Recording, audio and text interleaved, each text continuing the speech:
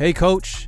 Just wanted to give you an update on the injury to Dunn Carmichael. It looks like he is fully recovered, and it looks like he's a full go in practice. He looks good throwing the ball to the right side, looks good throwing the ball to left side. He looks good mobility-wise. I don't think his ribs are really bothering him anymore. I think that now he looks pretty good. He looks even stronger now, and even he's been working on his leg strength a lot. I mean, I think his strength, his lower body strength has improved. I think he's a full go in practice. I think he's a good to go for the game. So you can use him however you want. No limitations here. Let's go get that SEC championship. I think Dunn Carmichael's ready for his return. See you there, Coach, at the game.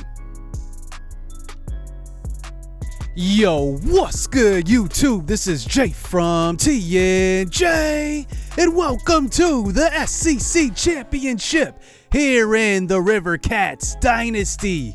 Last time we faced Wendell Bentley, he was just a sophomore, passing for 19 touchdowns, and now he's at 26. It's not a huge improvement, but his ratings have improved quite a bit. He is a senior. He is kind of the Gunnar Johnson of that team. He's only 5'11", but he can sling the ball.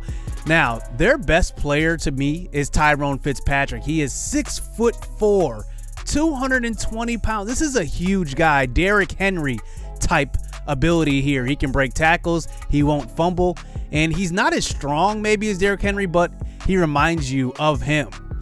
Now, Josh Pierce, he is one of the best receivers in the nation. He's going to be a first-round talent, and he's definitely going into the NFL after this season. And James Brooks is a pretty good receiver, and Clint Miller as well. I mean, they have a ton of playmakers on this team. This is an Alabama team. You know they're going to have a top defense. They are near 99 overall in everything. So this is going to be a tough game. SEC Championship, this is what we've waited for, though. So we are not scared of any challengers. And plus, our starting quarterback, Dunn Carmichael, is healthy for this game and will get the start. So let's see what we can do versus this top flight Alabama defense. We will start out with the ball. SEC Championship game here on the channel. And here is Trey Frazier back to receive this one. He takes it to the right side and pushed out of bounds at about the 18-yard line. And here comes Dunn Carmichael in his return. And he adds a different element to this offense. He's going to hand it off to J.J. Hollinson. First play, Hollinson breaks free to the right side, pushed out of bounds. Gain of 21. J.J. Hollinson, he is off of a 30-touchdown season. He's a few yards away from breaking the school record in rushing yards in a season as well. So we give it right back to him. Here's a handoff, and it goes for a gain of 4, though. The defensive player helped him out that time, pushed him forward. So 2nd and 6, Carmichael throws on the run. It's Stephen Ford, the senior, playing in his final conference game. It's a gain of 2 yards. And now we get it close to the 44-yard line. 3rd and 3, handoff, Hollinson. Good block that time. Man, is Ryan Mathis one of the best guards I've ever had? You see that? He just pushed the defender way out of the play. First down. So 1st and 10 throw. It's Ethan Andrews, the senior. He's got it. Another first down. I think that this team is going to be extremely tough to stop on defense, especially with Dunn Carmichael back at quarterback. So 1st and 10, handoff up the middle. Hollinson breaks the tackle and picks up a gain of 5 yards. Uh-oh. Hollinson's down. It looks like the trainers are going to come out and see him, and it looks like he is down in some pain. So in comes Joe Bashai at running back. Here's a quick throw to left side. It's Ethan Andrews again for his second catch of the drive. It's a gain of 9 yards. So Hollinson is still not in the game. Bashai's next to him. Throw across the middle, and it's Whiteside inside the 5. Good catch in traffic, Chris Whiteside. First down.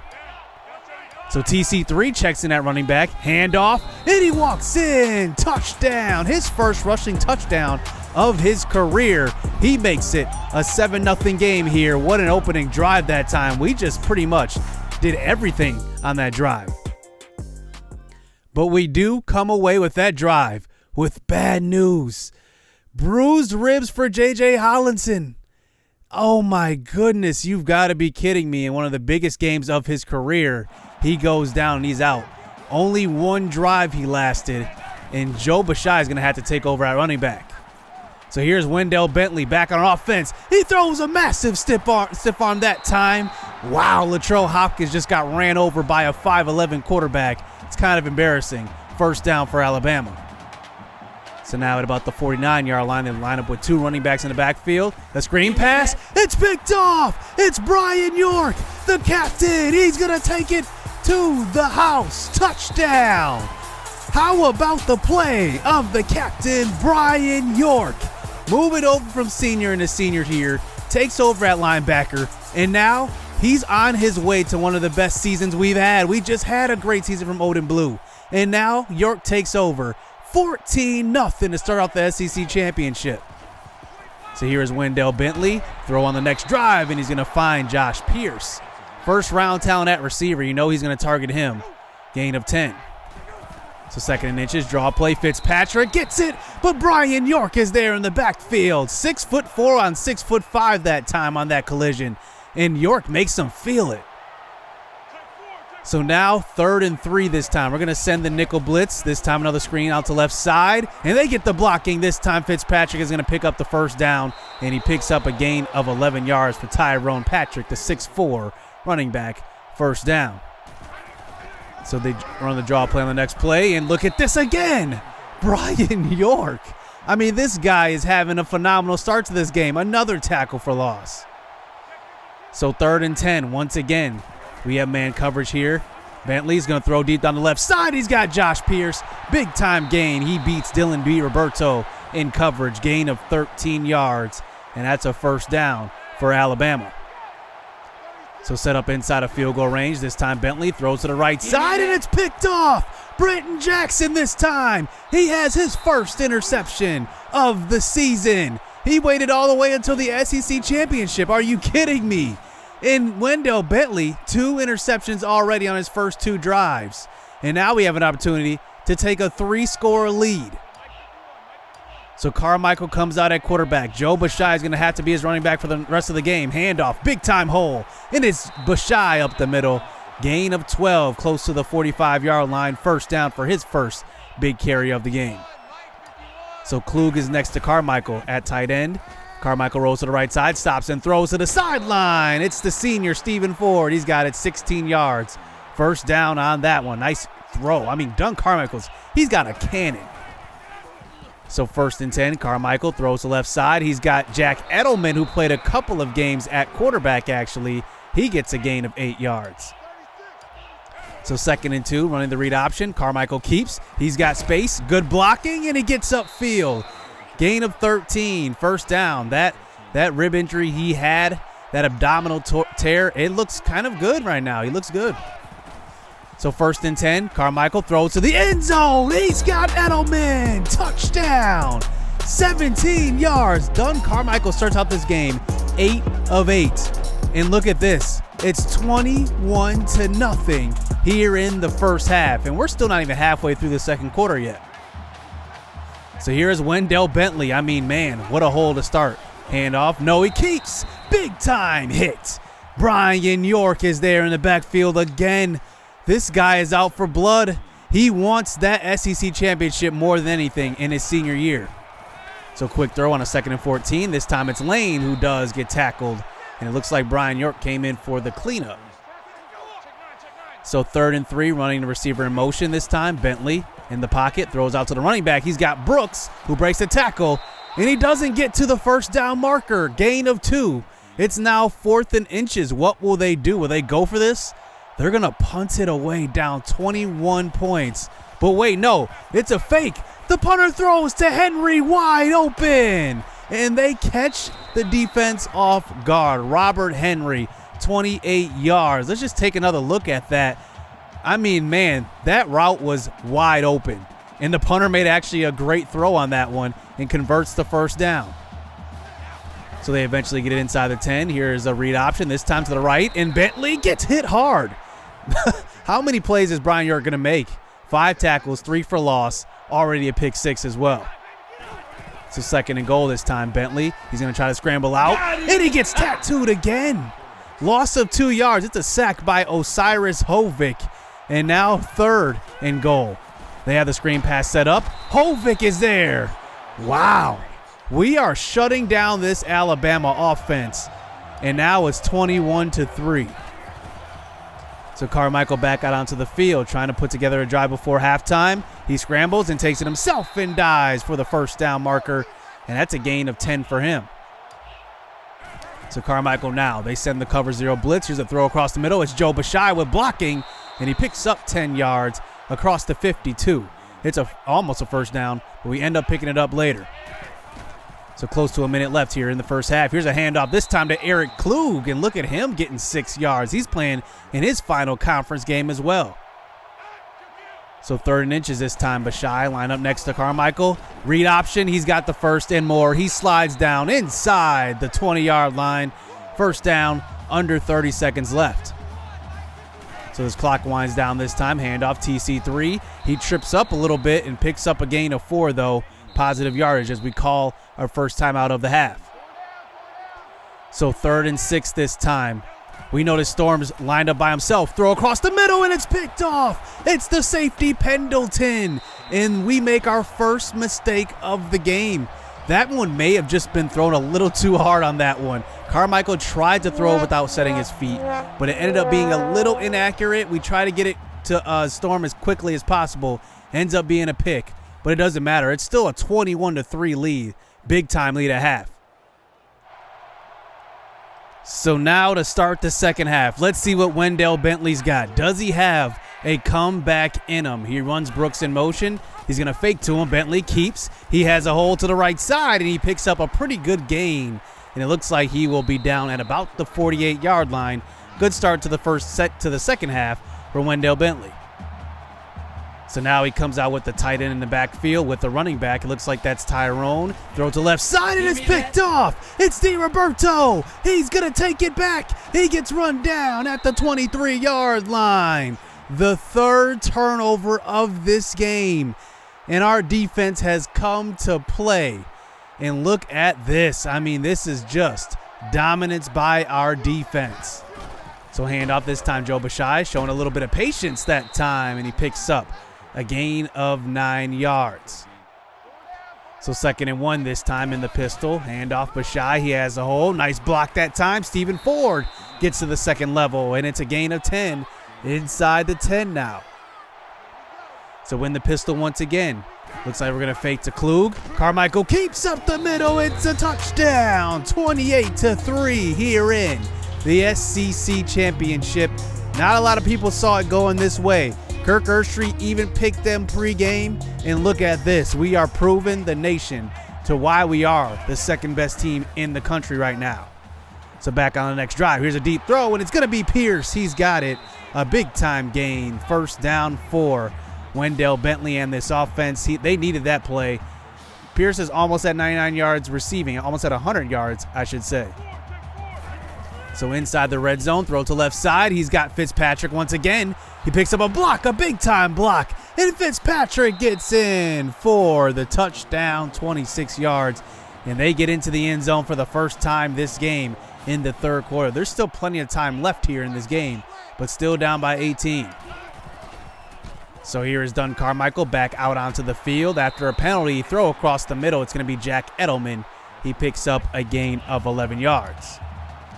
So 3rd and 5 this time. Carmichael throws to an open Chris Whiteside. He's got the first and more, getting tackled at about the 30-yard line. First down. Carmichael has only missed pretty much one pass this entire game, and it was that interception. So 1st and 10, throw deep. He's got Zane Storm open, caught.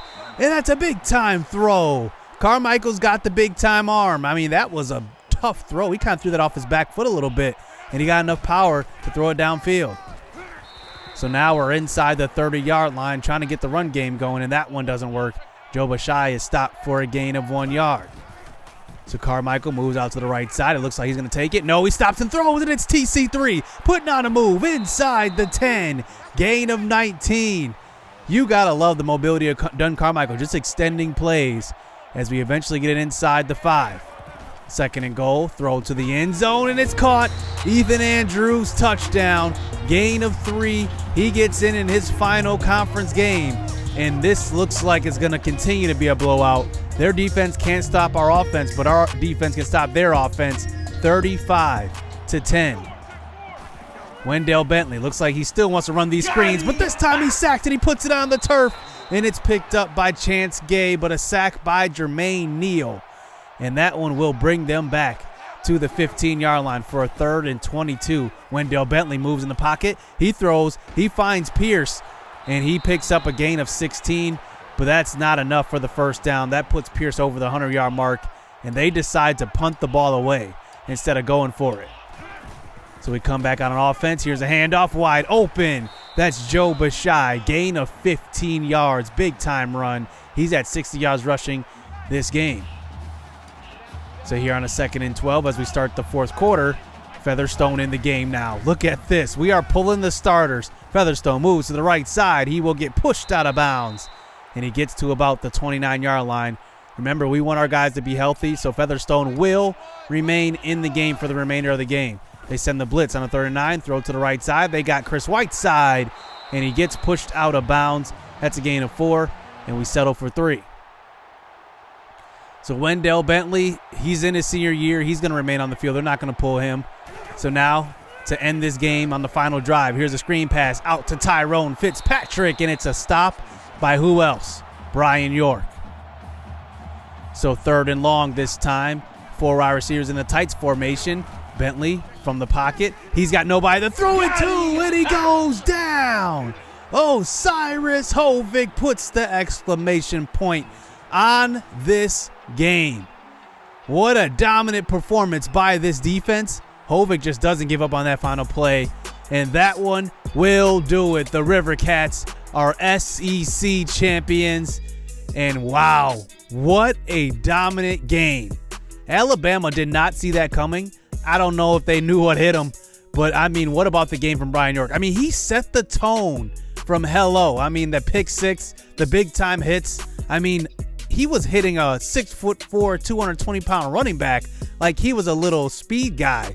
I mean, that was the type of game that guy had. Dunn Carmichael in his return, he actually did get player of the game, but honestly, I got to give that to Brian York. Brian York was definitely the MVP. He set the tone. Carmichael didn't even have to do too much, just was efficient as a passer, 16 for 19, 2 touchdowns and an interception, 84% throwing. And I mean, I was kind of sad for Hollinson, but how about the rest of the team just picking up the slack? Everybody contributed in this one. And Hollinson, if he wouldn't have got hurt, how many yards would he have ran for? He was at 40 yards rushing with 4 carries. I mean, that is just crazy. And he will return for the next game. He is healthy coming into next week, so that will be a pretty good sighting for us. I want him to play in the next game. It's going to be the national championship. Unless something dramatic happened, I don't think winning 38-10 will make you lose that number 2 spot. Brian York with an amazing game. DiRoberto had an interception. Britton Jackson finally waited all season long to have his first interception of the game. Hovick got after the passer 2 times. Wendell Bentley didn't look too bad at times, but then it was just like, man, our defense is making plays. I mean, it was just dominant. Jermaine Neal gets a strip sack as well. Our defensive line really just did dominate their offensive line. I mean, we were in the backfield. They couldn't run the ball. They couldn't pass the ball.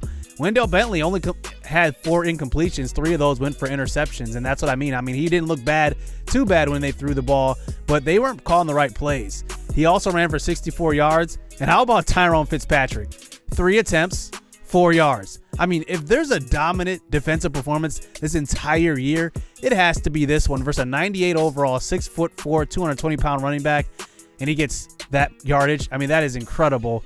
Josh Pierce gets his, though. We knew he would be a very good receiver. 6 receptions, 128 yards, but we get the win. Alabama was 2 for 7 on 3rd downs as well. So we come out of that game with some amazing news. We have the first Heisman Trophy winner on this channel, I believe. I don't think we had a guy in the Marquette series. Alex Brown may have won it, but I think J.J. Hollinson is the first. Congratulations to him. He's going to be pretty much in the T&J Hall of Fame. First Heisman Trophy winner ever. As we look at the other conference championship scores, FAU beats Tulane. Utah beats Washington State. That's interesting because they came into this week as the number 3 team in the nation. Will they jump Ole Miss for that next spot? I mean, that's going to be a big question because Ole Miss did not play in the conference championship, but they were also ranked number 1 still. We were ranked number 2. TCU was up. Actually, Baylor was up there, but they lose to TCU by 3. Iowa was up there as well. And it turns out that no, Utah does not jump Ole Miss, and we don't either. Ole Miss remains as the number 1 team in the nation. So that means that 2 SEC schools will be in the national championship. And I feel like Utah may have got shafted here, may have. They only won by 5, and they had 2 losses. But Ole Miss did not play in that conference championship, so they get the national championship bid. And even that, they're still number 1. We did not jump them after that blowout win. So this is kind of personal, to be honest. I think the BCS committee wants Ole Miss in this game, and they want them to win. Let's see what happens next week. Hit subscribe. Hit that like button. National championship coming next. Stay tuned. Let's get it. Let's go. Yeah, they filling out these job applications. Life got hard after high school graduation. I went to college and your boy got financial aid. They gave me money, then I went and bought a pair of J's. And I bought a pair of shades. And I bought a new computer. Had $400 left, spent the rest on